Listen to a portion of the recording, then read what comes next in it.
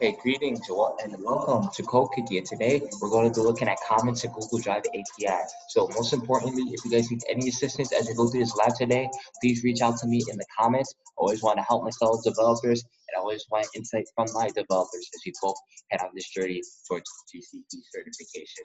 All right, so now let's take a look at a quick overview of comments. Right, say if we are in an organization, we have a team and we're working on some documents, probably working on a project with school, or probably looking for working on in terms of service for organization, right? You want to have the ability to able to share comments so different parts of the team can receive feedback and update their part as necessary. So that's a simple overview of comments of what they allow us to do. In Google Drive API, they allow a very interesting way for us to do this. So let's get us started with the project. And before I continue, I just want to give a shout out to Angular. And Angular, I just want to mention, is the premier framework used for developing web applications, big or small. Angular is a great resource, right? Built by Google. So when you're in GCP, you might as well use a resource built by Google for optimal results, right? All right, so let us get going ahead in this live here. So first thing we want to go ahead and do is want to go ahead and download the web app, right? We head over to where it's placed in GitHub, and another thing is that I am looking to, yeah, right, you want to hit the download zip and then unzip it and then open the terminal in the root of this project folder. Also, another thing I want to do is Stacklets. I want to use Stacklets, but I'm having a devil of the time trying to set this up. So someone watching this video and can reach out to me on how to get this Angular project set up on Stacklets. I'll be more than grateful. Right, there's a few modules that need to install, a few extra services, each service, right? There's just really one service for this project, right? This is very small, and Angular has upgraded to do that, right? There's just the tiny tweaks I gotta go ahead and make before I could get this thing on Stacklets, and Stacklets is not giving me a UI, it's not giving me a terminal to allow for any of that, as well as work with the Angular CLI. So if someone could reach out to me on how to get this configured on Stacklets, that would be great, and the tutorials will be much more interactive for you, the audience. For now, what we're going to do is download the code and open up the terminal in there. As we continue, we want to go ahead and head to docs.google.com and make a new GDoc. So what I'm going to do, I'm going to go ahead and do that. What I want you guys to do is to copy and paste this whole text, and like so, just go ahead and paste it.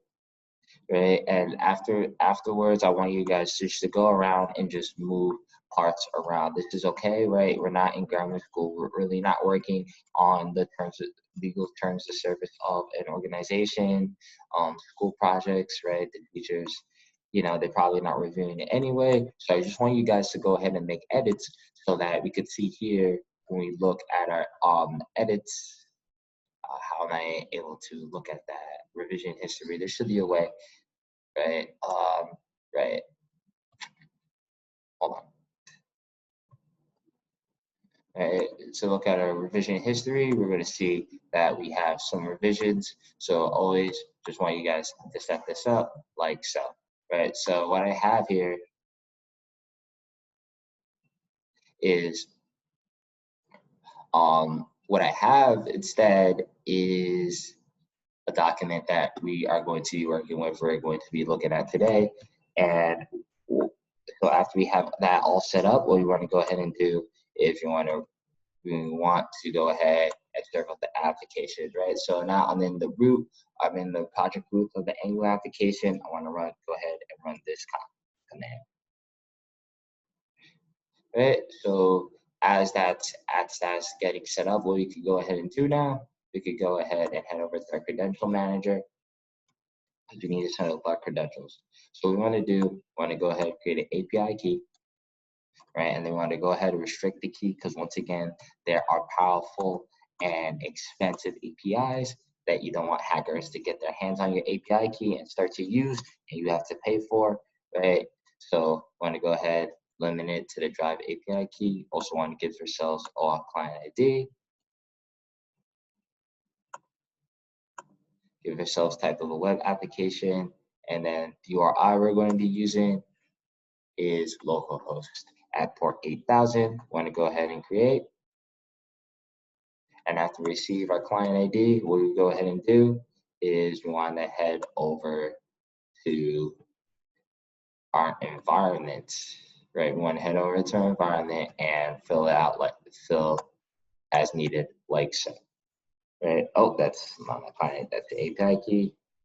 We're going to paste the client ID there, and we want to go ahead, copy our API key and paste like so. All right. So after which we want to go ahead and give our Angular application access to our credentials in our environment, which I already seem to have pasted, right? But you want to copy and paste that code there. Okay, so as we continue to do more setup, what we want to go ahead and do is give ourselves access, right, to the API as well as authenticate ourselves. So we want to go ahead and do, and this code will help us do that. This code block, I'm going to go take this code block and copy like so, and paste it in load SDK.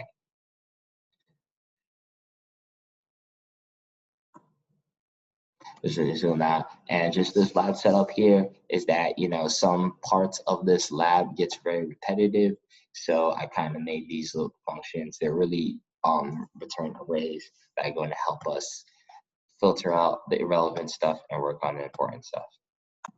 Right? And once we log in, we want to hit the comment button to log in. We see the app isn't verified for the first time. That's okay. Go to quick start, the name of the right? And you want to take a look at the permissions. You want to go ahead and you're going to be okay with these because once again, this is your application accessing your data, right? So you have complete control. I don't have any access to this. Once again, you have complete control here. So you want to go ahead you want to go ahead and click allow.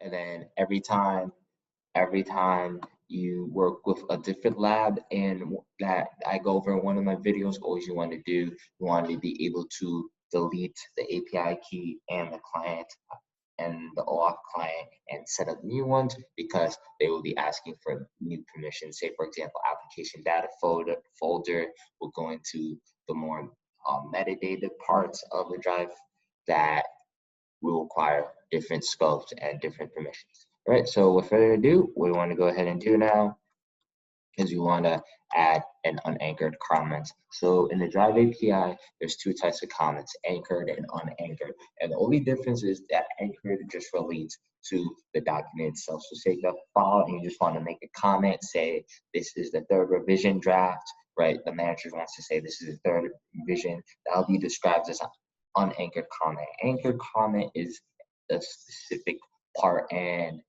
they are like described in these regions, right? And depending on the type of file, the region could be different, right? Say for if you have like a video, for example, right, the region might be 1 minute and 30 to 2 minutes and 30. Say if you have an essay, right, you might talk line 18 down to line 21 and so on. You know, there's many different parts, like the different types of medias we have there. I say newspaper, like probably a different section of the newspaper and so on. So anchored comments will be comments that will be specifically isolated to a certain region of the file. So let's take a look at how we could use the API to go ahead and add an unanchored comment. But you know what, let me take a look at the UI to see how it looks, right? So this is our document here. So if you want to add a comment, an unanchored comment in the UI, right, we just click this comment button and add a comment like so. Right? So let's take a look how to do this through the API, browser API. So we want to go ahead and do is we want to take this JSON that we have here, and we want to replace the comment object here, right? This is our environment, so we head into our environment and replace like so. And now we head back to our directive, our comment directive, and for the area that says add an unanchored comment, what you go ahead and do is we add a comment like so, right? So this is the REST API to go ahead and add an unanchored comment. We send a post request to this endpoint, right, with the request body needing an object of content where we want to provide the headers, right? That's our token. and we always want to give the fields parameter, right? Create parameter. So when you see params, just know that it's create parameters, right? And we head back to our application. Oh, yeah, that one was actually closed, right? We can see that our comment is created, right? So we can see that the author, right? The author is Code Quickie, right? That's me. It shows that it's true. And the author down here, I just wanted to elaborate on this, right? You cannot, only the person who created a comment can edit it or delete it. So you always want to check before you try to delete a comment, make sure that you have the power to delete. You have the power to delete it by checking this author.me. If author.me is false, you won't be able to edit or delete it, right? So that's typically how to create an unanchored comment. And I want to look at anchored comments, but there's actually an issue in the Drive with the Drive API and try to get an anchored comment going. I probably need to use an SDK other than the REST API, but I assume that if the REST API is not working and Google really wants you to use the REST API, and I noticed that things are missing in REST API, such as batch request. For some terms, they might be missing, but I know that if something's missing in the REST API, Google's probably going to deprecate it. They're probably going to change it. So I'll just go ahead and leave that alone. Right, so what I'm going to do, I want to show you how the anchor comment looks like. So it will just appear at the side of the document, right? Right, and right, this is an anchor, right? This is highlighting a specific section, and I will just go ahead and write out a comment. I think this comment later will just show what these anchors look like compared to what the documentation tells you to do.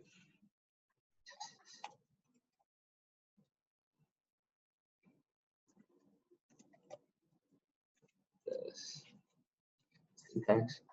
Good.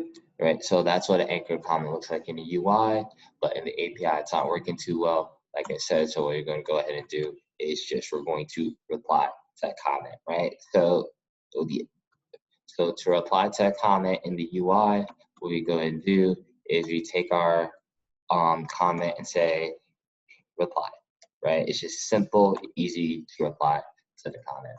Good. Right, now what we want to do is how to do this in the UI. We want to copy this JSON here, and you want to replace the comment object like so. Right, so now reply is true, and we're going to take a look how that works. And we're going to copy this code, and we're going to paste in the area for reply to a comment like so.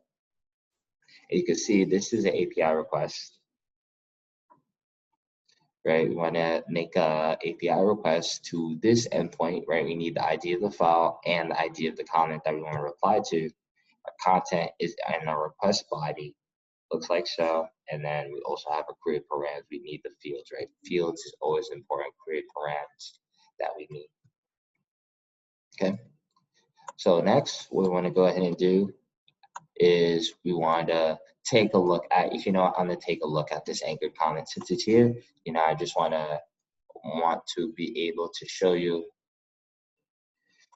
a probable difference between what the anchor actually looks like and what the documentation tells us, right? So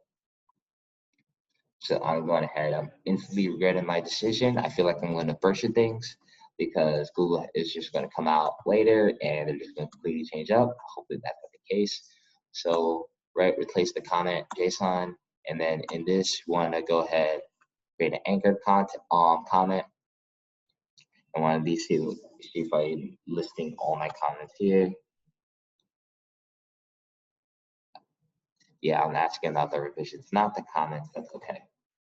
Right, so this is what the anchor looks like, right? It's a JSON, but it's turned into a string, right? And this is how, if you want to indicate the part of the document that we need to update, right? This is how we go ahead and do it. Revision, if we're using head, that means the latest revision. I also made a request the revision API just to get all revisions of the document, and these are the IDs. want to go ahead and take a look at the revisions, right? Get all revisions here, right? We see that we need to make a GET request to this endpoint with the file ID.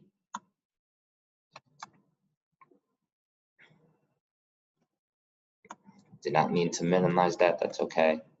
Right, so that's how we would make an anchor content in the API according to the docs, but as you can see, that is not the case.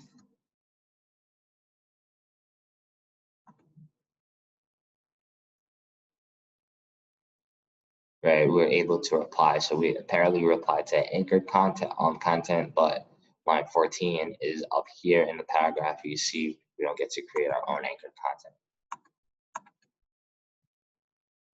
I keep saying content, comment, wow, tongue twisters today. Okay, so what you want to do is you want to be able to resolve a comment also not working. So I want to show you how this looks in the API. So say, for example, the student goes ahead and they do what they need to make appropriate changes, right? The student would click here and the item is resolved. And then they have the option to reopen it. And what we do in the API, let's go ahead and update the comment JSON. What you go ahead and do in the API is copy out this code.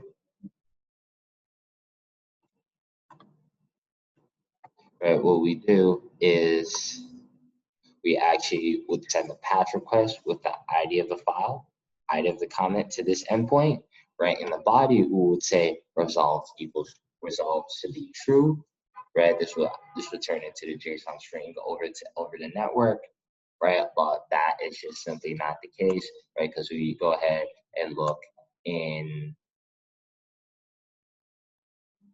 we go ahead and look, right? We don't even get any type of response that result is there. I think there's a certain way you can try to enable it, but sometimes it doesn't want to show you.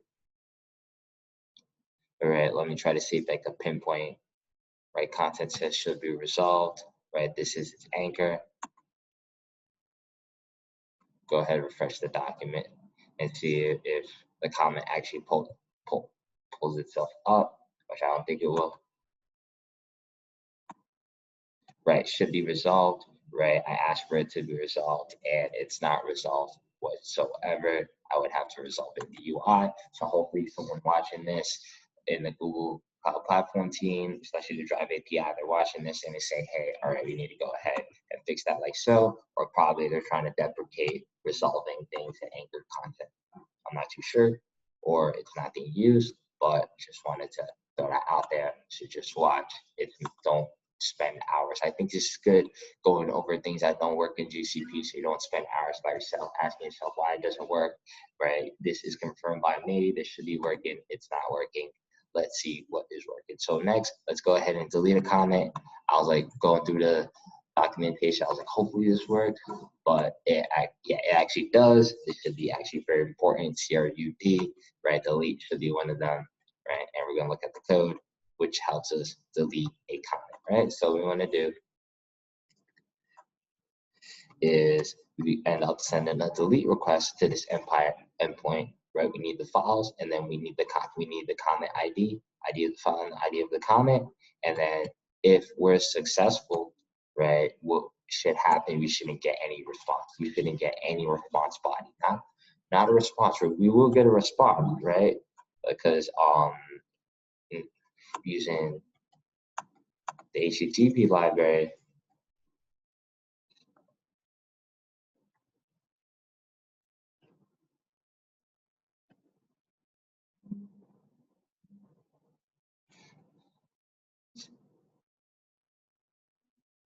right? If you want to take a look at the response, right, we actually get a response status 204, right? Those 200 status codes means that we have something successful, right? So we do get a response, but in the response body, I just want to point out is that we don't get anything back.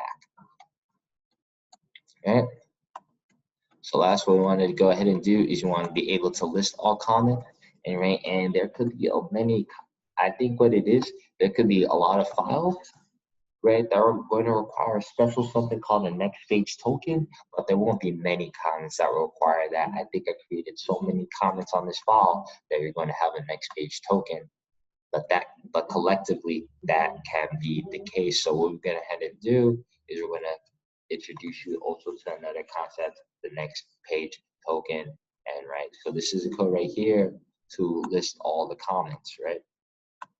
So we make a get request to this endpoint, right? Don't want to include any, say if we don't want to include deleted comments, we set this to false, right? Because we're not interested in deleted comments, only the comments that we're focused in, that, you know, the members of the people working on this file want everyone to see. So we usually say include deleted is false. Hopefully they turn this to default in the future, because we're really not interested in deleted files, right? We're just interested in getting work done, right? So right, this is a gathering of all unanchored and anchored comments. So what we really need, right, we'd get a page token from this request if we head into the console, right? We get a page token, all right, and we get this page token. So what we do is we take that page token, right, and I would want it to try to do something like a recursive observable here. There's recursive HTTP calls, but not too sure how to get that set up yet. I have to look into my RxJS skills, but it'll definitely be an interesting data structure. Someone could share with me resources, for example, in the link below, that would add greatly to my skills. I much appreciate that. Recursive observables, if you don't know what that means, don't worry about it. Just know that when you want to grab a list of files, or want to get all the files in a drive, or you want to get all the comments from a file, where you want to make a request with the next page token in as a query parameter, right? You want to give it the page token, and then you want to provide the next page token so that the API knows where to start when it knows to give you more results. And say the default is 20, right? It gives you 20 results at a time, as you can see here. So if you didn't want that to be the case, right, you just change the page size to 30, and it's unique with each request. So making more subsequent requests, what you want to go ahead and do is you want to always include that page token and that page size as well, so the API knows to make different requests, because this is not a session, right? These are just API calls, and they're making requests one at a time. And with that, that is all that we have for comments today, right? It looked pretty lengthy, right? 400 lines, but that was a breeze, right? It was a breeze of the explanation. So once again, thank you for watching. Please like, share, and subscribe, and always reach out to me in the comments. Right? The lab workshop, I'll place in the video description below. Once again, reach out to me. Always want to help out my developers, as well as developers help me, so we could get those GCP certs together. Thanks for watching.